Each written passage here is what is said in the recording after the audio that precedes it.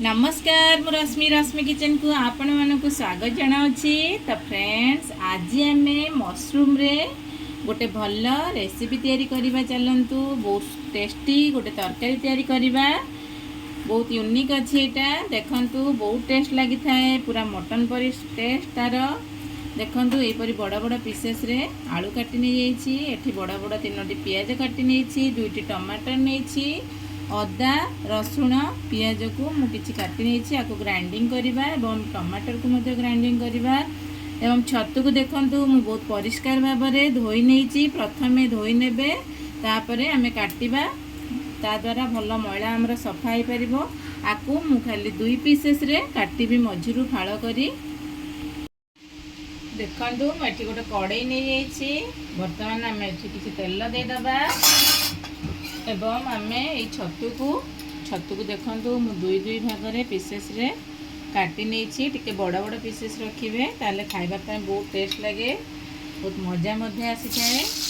देखंतु आम ये तेल रे वर्तमान छतु को हल्का भाजी नबा। देखंतु छतु रे मु अल्प किसी हलदी एवं काश्मीर चिली दे ताको भल भाव में भाजी नहीं। केते सुंदर कलर मध्य आम छतु रे आसी जाइछि। एवं जो पानी गुड़िक थिला से गुड़िक आमर सोक कर जाइछि। वर्तमान आम छतु को बाहर कर नबा। वर्तमान मु सेई तेल रे ही आलू जो गोटे बड़ पीस बड़ साइज रो गोटे आलू नहीं ताको बड़ बड़ पीसेस रे टिके काटी नहीं जाइछि। सेई तेल रे ही आम आलू को भाजी नबा। देखंतु वर्तमान आम आलू गुड़िक मध्य हो सारी। आम जो छतु भाजी रखी से को ही आलू गुड़िक बाहर कर नबा। वर्तमान आम से तेल रे ही चलतु तरकारी स्टार्ट करवा। देखंतु मुझे किसी जीरा नहीं जाइछि, 2टी तेजपत्र दे देछि, गोटे बड़ साइज डालचीनी नहीं एवं 2टी सुखिला लंका दे देछि। अल्प एटा गरम हो सारा पर आम काटी रखि पियाज पियाज टिके अधिका आम ऐड करवा। तरकारी पूरा देखिए आपण मैंने निश्चित घर तैयारी करूँ, बहुत टेस्ट लगी था ये तरकारी। पियाज हल्का गोल्डन ब्राउन कलर हो सारी। मुझे टमाटर को पेस्ट कर वर्तमान आम टमाटर ऐड कर नबा।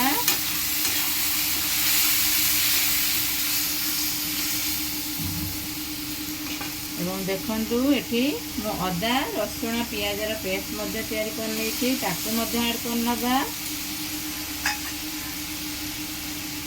एवं एठी मु किछि धनिया पाउडर, जीरा पाउडर, हल्दी पाउडर, लंका पाउडर, मीट मसला नहीं। एटा बहुत इम्पोर्टेंट आपण एटा नेबे, या द्वारा ही बहुत टेस्टी लगी थाए। एवं काश्मीर चिल्ली किछि भल कलर आसे पय एवं अल्प गरम मसला एवं मेथी पत्र मध्य नहीं। आम सब मसला को ऐड कर नबा। आमर ये मेन 2टी जिनस अच्छी यहीपरी भाव में आम रसुण को भल भाव में धोई गोटा आम ये ऐड कर नबा। फ्लेवर टी बहुत बढ़िया लगे, आपण मैंने देवे निश्चित भाव में। देखु बहुत सुंदर बास्ना आमर मसला आसला, तेल आमर मसलू सब रिलीज हो सारा। वर्तमान आम ये किसी 2-3 चम्मच दही ऐड कर नबा। सीम आंच पूरा सीम रे रखिबे, फाटिबार बहुत संभावना अच्छी। कम आंच रे दही को ऐड करंतु। देखंतु आपको आम आ 2-4 मिनट भल भाव में कषि नबा। देखंतु मेठी लुण वर्तमान आम लुण ऐड कर नबा। छतु केते नहीं एवं आलू केते नहीं अनुसार आपण मैंने लुण ऐड करने। मन रखिए दही जो नहीं दही जमी खट्टा ही न पूरा फ्रेश दही थी। कलर देखी जानीपे बहुत बढ़िया बास्ना आसूची। वर्तमान आम मसला फ्राए हाँक आसला। वर्तमान आम ये मसला आमर हो सारी। आलू एवं छतु को जो भाजी रखी ताकू पुणी आम 3-4 मिनट कवर करी फ्राए कर नबा।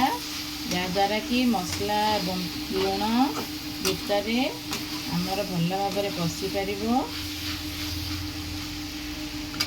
ବର୍ତ୍ତମାନ ଆମେ କଭର କରି 3-4 ମିନିଟ୍ ପାଇଁ ସ୍ଲୋ ଆଞ୍ଚରେ ଆମେ ଫ୍ରାଏ କରିନେବା। ବର୍ତ୍ତମାନ ଦେଖନ୍ତୁ ଆମର ବହୁତ ବଢ଼ିଆ ଭାବରେ କଷି ସାରିଛି ଛତୁ ଏବଂ ଆଳୁ।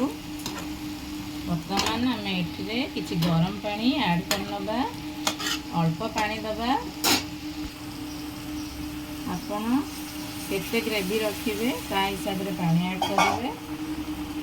ମୁଁ ଏଠି ବହୁତ କମ୍ ଗ୍ରେଭି ରଖିବି। ଏ ସିଝିଲା ବେଳକୁ ପୁରା ଠିକ୍ ଆସିଯିବ ଆମର ଗ୍ରେଭିଟି। ଦେଖନ୍ତୁ କେତେ ସୁପର, କେତେ ଡିଲିସିୟସ୍ ଦେଖାଯାଉଛି। ପୁରା ଭିନ୍ନ ସ୍ୱାଦରେ, ପୁରା ମଟନ୍ ପରି ଟେଷ୍ଟ ଲାଗିବ। ମଟନ୍ଠୁ ମଧ୍ୟ ବଳି ପଡ଼ିବ ୟାର ସ୍ୱାଦଟି। ଚାଲନ୍ତୁ ଆମେ ୟାକୁ କଭର କରିନେବା। ଆଉ 5 ମିନିଟ୍ ପରେ ଆମ ତରକାରୀ ରେଡ଼ି ହେଇଯିବ।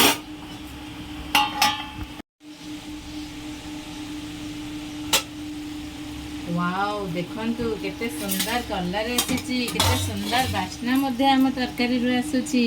ବର୍ତ୍ତମାନ ଆମେ ଏଠି କାଟି ରଖିଥିବା ଗୋଟିଏ ଲଙ୍କାକୁ ଆଡ଼୍ କରିନେବା। ଭଲ ଫ୍ଲେଭର୍ ଆସିବ ତା ଦ୍ୱାରା।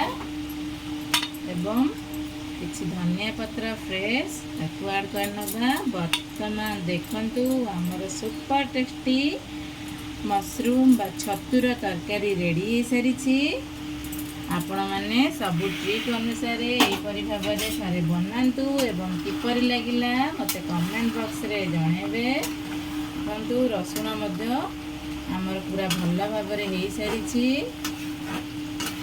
କଲର୍ ଦେଖି ଜାଣିପାରୁଥିବେ, ବାସ୍ନାରୁ ମଧ୍ୟ ବହୁତ ଟେଷ୍ଟ ହେଇଥିଲା ଆମ ତରକାରୀଟି।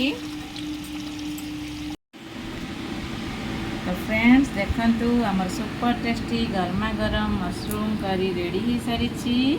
ଆପଣମାନଙ୍କୁ କିପରି ଲାଗିଲା ମୋତେ ରେସିପି ମୋତେ କମେଣ୍ଟ ବକ୍ସରେ ଜଣାଇବେ। ଏବଂ ଆପଣମାନଙ୍କୁ ଯଦି ଭଲ ଲାଗୁଥାଏ ମୋର ଏଇ ରେସିପିଟି, ତାହେଲେ ମୋ ଚ୍ୟାନେଲକୁ ଲାଇକ୍, ସେୟାର, ସବସ୍କ୍ରାଇବ୍ କରିବାକୁ ଭୁଲିବେନି।